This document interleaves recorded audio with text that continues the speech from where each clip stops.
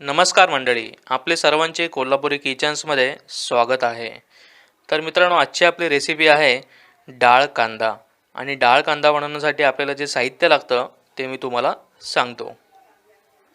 100 gram आपण तूर डाळ घेतलेली आहे आणि तिला आपण भिजत ठेवलेलं आहे. ही जी डाळ आहे ती अनपॉलिश डाळ आहे.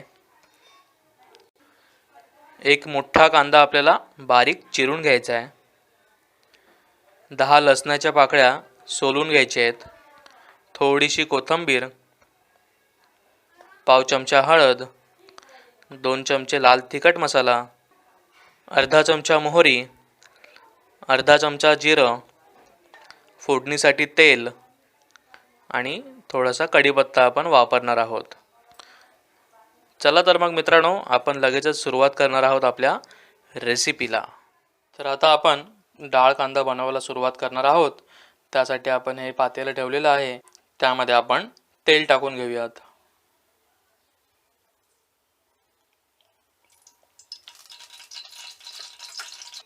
तर आता तेल मस्तपैकी तापलेलं आहे. त्याच्यामध्ये आपण फोडणीसाठी मोहरी टाकून घेतलेली आहे.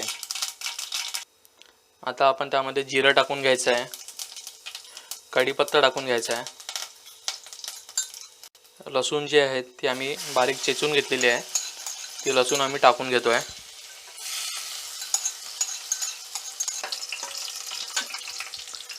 आता फोडणीमध्ये आपल्याला कांदा सुद्धा टाकून घ्यायचा आहे आणि हा जो कांदा आहे तो आपल्याला मस्तपैकी तेलामध्ये फ्राय करून घ्यायचा आहे.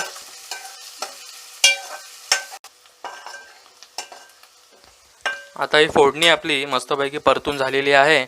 यामध्ये आपल्याला आता मसाले टाकून घ्यायचे आहेत. तर सर्वप्रथम आपण लाल तिखट मसाला यामध्ये टाकून घ्यायचा आहे.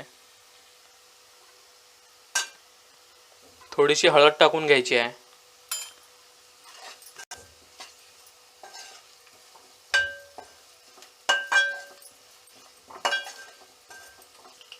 आता यामध्ये आपण चवीपुरतं मीठ टाकून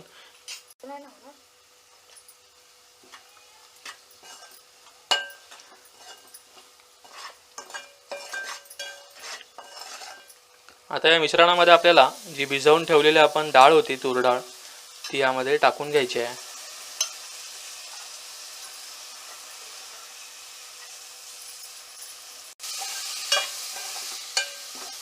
आणि ही डाळ आपण चांगली मिक्स करून घ्यायची आहे.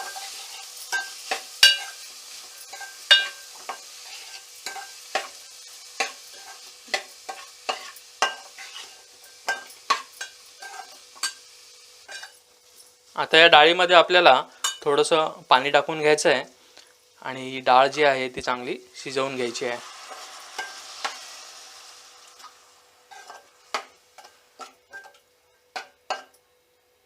तर आता पाणी टाकून ही डाळ आपण चांगली मिक्स करून घेतलेली आहे.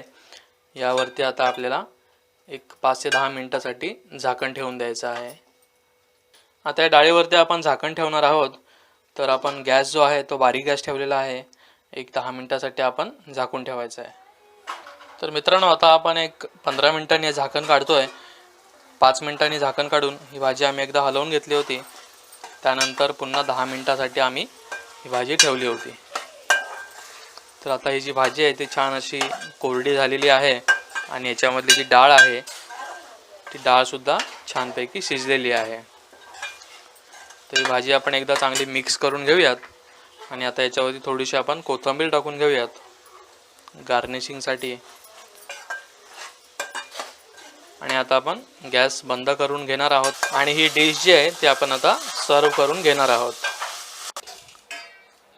तर मंडळी, फायनली आपली ही डाळ कांद्याची रेसिपी तयार झालेली आहे. आपण पाहू शकता ह्या बाउलमध्ये आपण तिला सुंदररित्या सर्व केलेलं आहे.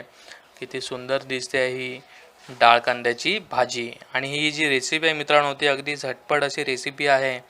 टिफिनसाठी वगैरे, मुलांच्या टिफिनसाठी, ऑफिससाठी वगैरे ही झटपट अशी रेसिपी बनवून देऊ शकता आणि खूपच सुंदर लागते ही भाजी.